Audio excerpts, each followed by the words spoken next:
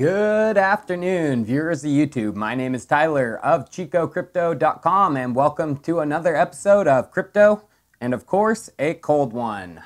Today's featured guest, last time, it's my last one of the pack. It's Blue Star Wheat Beer from North Coast Brewing Company out of Fort Bragg, California. I need to move to a bigger city or something so I can find more beers. Chico, California doesn't have the best for that type of thing or selection. Oh shoot, and I should have used this tool instead of a lighter. Crazy. So, one of the main points I have made on my channel is to be fearful when others are greedy, and greedy when others are fearful. Anyone who has been involved in any kind of trading, and in this case crypto, knows the best time to buy is when everyone else feels like selling. These past few months have been a gradual decline in buzz and excitement. Each week, it feels like it begins with a positive bump, followed immediately by a drop that continues through the weekend. And that's been true this weekend. Now, this isn't professional trading advice, but from being involved with crypto for so long, I just want to remind all of you of the start of the biggest Bitcoin drop in Bitcoin's history. There was 411 days of gradual decrease and correction. Bitcoin fell from a high of 1163 USD down to a low of $152 USD. That's an 86% price correction. Bitcoin would need to go 660% more up to reach past that all-time high again, and guess what? It did. Now, a question I have for you viewers. Who made the bulk of the money? The people who sold their coins at the all-time high of 1163, or the people who bought on the way down to 152 and held their coins? You know the answer. So there is a definite lack of enthusiasm, and it creates a sideways and more often a downward movement in the market. Yet Bitcoin's dominance is still continuing to climb, reaching nearly 43% as of today. Buyers are slowly moving their altcoins back into Bitcoin, it seems. The question that pops into my head, is this just a step towards people selling off all their portfolios of alts? It seems like almost all sales into fiat are converted from Bitcoin, not alts. Bitcoin is the necessary step for most traders, whether it be entering the market or leaving the markets. So I'm predicting another few weeks of selling off before a turnaround. Buying confidence is at an all-time low at the moment. My non-professional financial advice I would give to you all is to not chase the markets. Hold your positions you have right now, but if you have fiat, it may be in your best interest to spread out any new buys over the next few weeks. I still recommend a cost averaging strategy for any new fiat buys. This means having a set amount that you are willing to put in every 2 weeks or month on a set schedule and put that money in no matter what the price. This way you buy in the lows and the highs and you average your buy-in price. Avoid sinking all of your fiat funds into a single larger purchase, only to watch the price go down further. This is going to take some time to recover from, but this is just the perfect time to gradually accumulate, if you can afford to do so. So, the worst case scenario for holders and traders in general is we are going into the trough of disillusionment. To explain this, let's take a look at the image of the Gartner hype cycle. So if we look at this, the technology trigger was of course ICOs and ERC20 contracts. This made an easy way to launch a project and digitize assets which were easily transferable through the Ethereum blockchain. This led to a surge of new investors speculating and driving the price up to the insane prices we saw last year. Now hopefully we have reached the bottom, and we are entering the slope of enlightenment, and thus we will enter the plateau of productivity. Just like before, this will be a time when projects are creating and developing, and only the strongest will survive. But in my personal opinion, we won't enter a long era of productivity.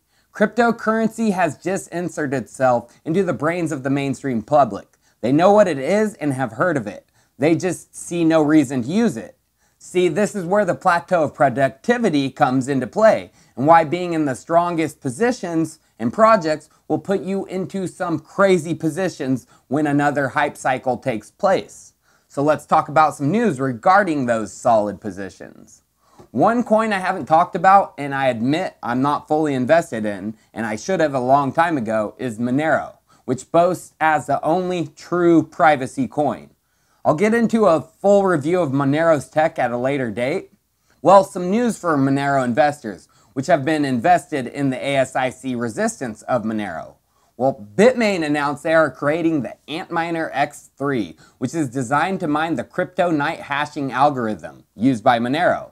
Well, project lead at Monero, Riccardo Spagni, linked to the Bitmain's Twitter announcement with his own tweet stating the new miner will not work for Monero. Monero has stated that they will perform emergency hard forks to curb any potential threat from ASIC. This in addition to modifying the cryptonight proof-of-work hash every scheduled fork, which happens twice a year. Now this is going to get very, very interesting, folks.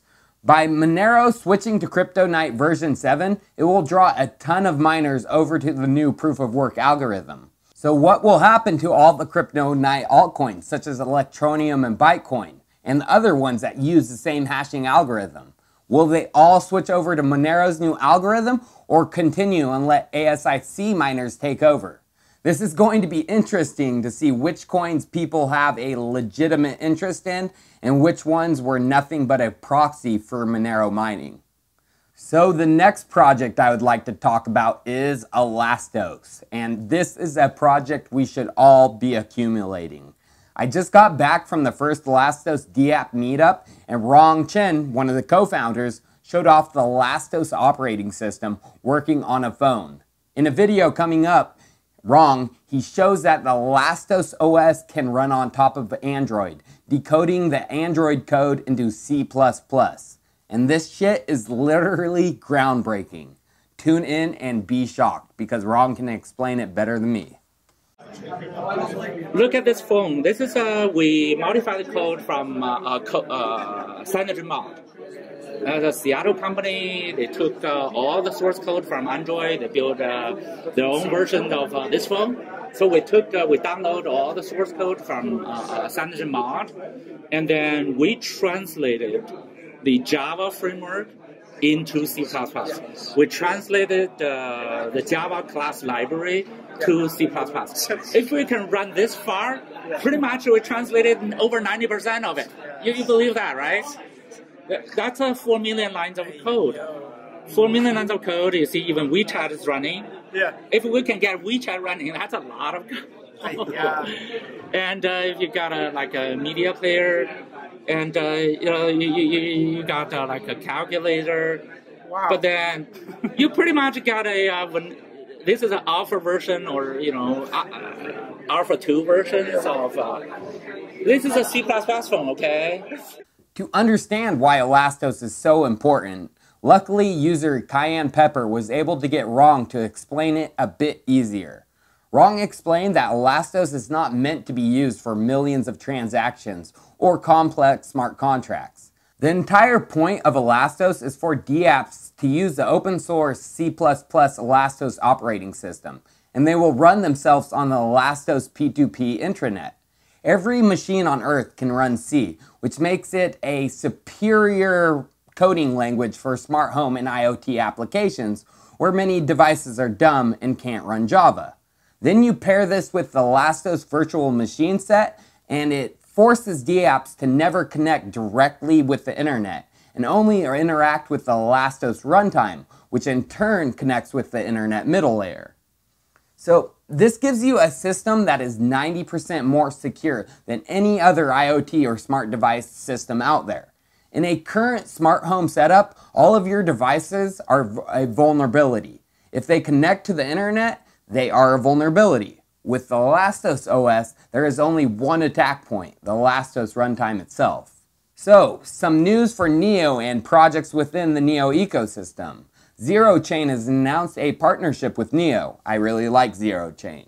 The two are working together to help dApps scale their computing and storage needs using ZeroChain's fast, free, and flexible decentralized cloud platform. This will be very useful if Neo wants to fulfill its ultimate vision. The partnership will attract more dApps to use the Neo platform because they will benefit from the dCloud features of Zero Chain. And this will eventually fast-track development, and it will get dApps to the market sooner. Neo is doing things right in this very, very hard market right now. They're working on their platform, developing the partnerships that are going to actually matter and lead to the ultimate smart economy. Well, viewers, like I said, this is a brutal market, but this is crypto, and I've seen it all before. It's time to get yourself accumulating only the best projects. And I talked about a few of those today, but they aren't the only ones I would be accumulating. There's other ones, Loopring, QLink, Amisego, Ethereum, Icon, and others. Because when the bulls do return and another hype cycle takes place, hopefully many others besides myself will be millionaires. Cheers, viewers. Can't wait to see you tomorrow.